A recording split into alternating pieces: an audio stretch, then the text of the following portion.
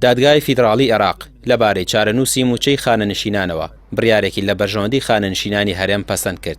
بڕیارەکە بۆ پابەندکردنی هەرێمە بە یاسای خانەنشینی یەکگرتوو. بەوەش موچەی خانەنشینانی هەرێم هاوتای عێراق دەکرێت و موچەکانیان زیاد دەکات. لە دوای دەرچوونی بڕیارەکەەوە لەسەر هەرێم پێویستە کار بە یاسای خانەنشینی یەکگرتوو بکات. لانی کەمی موچە لە یاساکەی 2014 کە دوایی لە ساڵی 2019 هەموار کرایەوە 500,000 لە کاتێکە لانی کەمی موچەی ئەو یاسایی کە لە هەرێمی کوردستان بەرکار بوو یاسای 2006 ئەو ڕێنمایانەی کە لە هەرێمی کوردستان بۆ دەرچووە لانی کەمی موچە 220,000 بوو. و ئەمە جگە لەوەی کە ئەگەر ئەو یاسایی 2014 کە ئێستا بێ جێبەجێ بکرێ موچەی هەموو خانەنشینان دەستکاریەکرێ. نەکەر ئەوانەی کە موچەکانیان نزمە بەڵکو ئەوانیشی کە موچەکانیان بەرزە هاوتای ئەوانەی عێراق بنەوە کە بە تەقدیری ئێمە هەموو خانەنشینێک لانی کەم لە نزیکەی 200 بۆ 300,000 هەندێکی زیاتر 400,000 500,000 ئەچێتە سەر موچەکەی.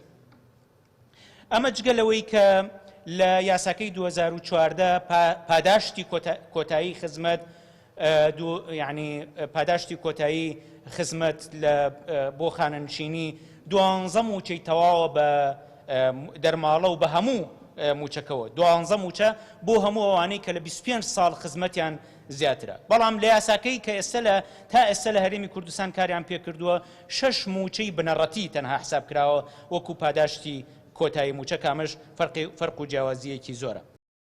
لە ماوەی ڕابردوودا خانەنشینانی سلێمانی چەندین خۆپیشاندانیان ئەنجامدا و داوایان کرد کار بە یاسای ژمارە 9 ساڵی 2014 خانەنشینی یەکگرتووی عێراق بکرێت. بەڵام هەرێم گوێی بۆ نەگرتن و یاسای ژمارە 27 ساڵی 2006 جێبەجێ دەکات کە کەمترین موچەی خانەنشینان 220,000 دینارە لە کاتێکدا لە عێراق کەمترین موچەیان 400,000 دینارە.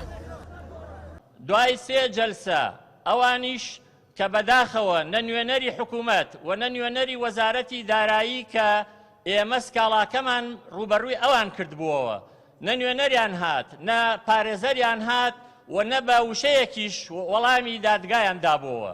لەبەرەوە دوجار دادگا بڕیارە ڕاستەکەی خۆی دا و ئێمە دوژمنی حکوومەتی هەرێم نین. ئێمە هەر هەمومان بەو بەڕێزانەیشەوە کە هەوڵی جدیان بۆ داوین ویستومانە ڕێگە ڕاستەکە بدۆزنەوە و هیوادارین حکوومەتی هەرێم ئێمە نەخاتە بەردەم ئەوەی پارەی بەغا چەندێ و چەند نایە چونکە هەر داهاتی خۆمان زۆر زیادی کردووە و هەوڵ بدەن لە ڕێگەی بەغایشەوە بتوانن داهاتی زیاتر دابین بکەن کە ئێمە پێمان خۆشە بۆ هەموو هەرێمی کوردستان.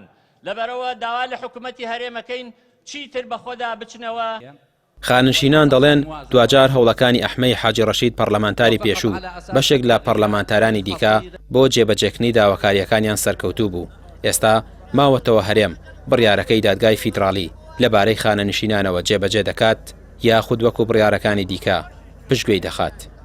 ڕایمیار عوسمان، کەناڵی پێام، سلێمانی.